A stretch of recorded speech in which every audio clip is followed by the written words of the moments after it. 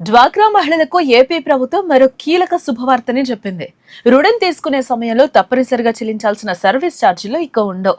అంతేకాదు పెద్ద మొత్తంలో రుణాలు తీసుకునే మహిళలకు వడ్డీ కూడా తగ్గింది.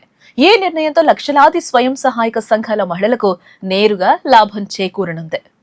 ఏపీలో డ్వాక్రా మహిళలు స్వయం సహాయక సంఘాల ద్వారా గ్రామీణ బ్యాంకుల నుంచి రుణాలు తీసుకుంటూ ఉంటారు. చిన్న వ్యాపారాలు, పశుపోషణ, కుట్టు కేంద్రాలు, చిన్న పరిశ్రమలు, కుటుంబ అవసరాలు వంటి అనేక అవసరాల కోసం ఈ రుణాలు ఉపయోగపడుతూ ఉన్నాయి. అయితే రుణం తీసుకునే సమయంలో అసలు రుణం మాత్రమే కాదు, ప్రాసెసింగ్ ఫీజు, డాక్యుమెంటేషన్ ఛార్జీలు, సర్వీస్ ఛార్జీలు వంటి పేర్లతో అదనంగా డబ్బులు చెల్లించాల్సి వస్తుంది.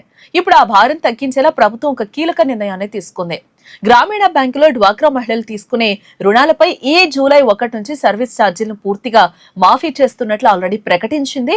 అంటే ఇకపై రుణం తీసుకునే సమయంలో బ్యాంకులు వసూలు చేసే ప్రాసెసింగ్ కావచ్చు, అలాగే డాక్యుమెంటేషన్, ఇతర సర్వీస్ ఛార్జీల భారం మహిళలపై ఉండదట.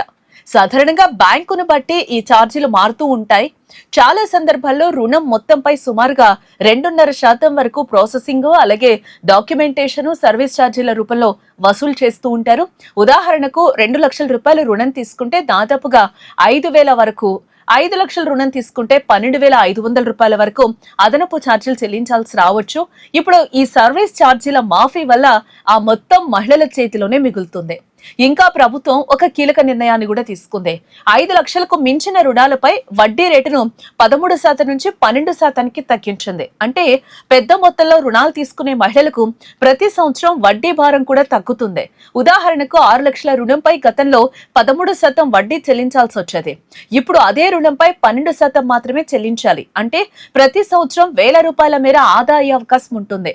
వ్యాపారాలు చేసే మహిళలు, సంఘాల ద్వారా పెద్ద మొత్తంలో రుణాలు తీసుకునే వారికి ఈ నిర్ణయం మరింత ఉపయోగపడుతూ ఉంటుంది.